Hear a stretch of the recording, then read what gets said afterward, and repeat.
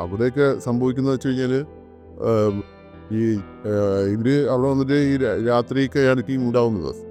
അപ്പോൾ ഇവിടെ ആരും രാത്രി പോകാൻ പാടുന്നതാണ് ഇസ്രായേലിലെ നിയമം.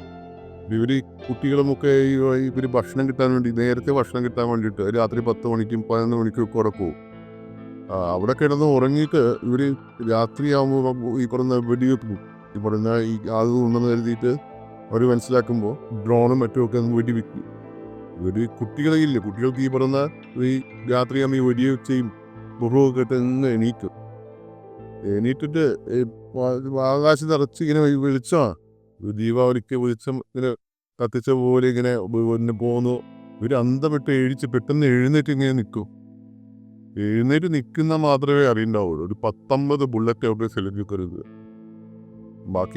ബാക്കി മുതിർന്നവരൊക്കെ താഴെ കിടക്കും. ഇവർക്ക് ഈ പറഞ്ഞൊരു കൗതുകം കാരണം ഈ വെളിച്ചത്തിൻ്റെ എന്താണെന്ന് കൗതുകം കാരണം ആകാശത്തേക്ക് വിളിച്ച് നോക്കുന്നൊരവസ്ഥയിൽ പെട്ടെന്ന് എഴുതി നിൽക്കുന്ന അവസ്ഥ മരിച്ചു പോയതായി പിന്നെ വൈകുക.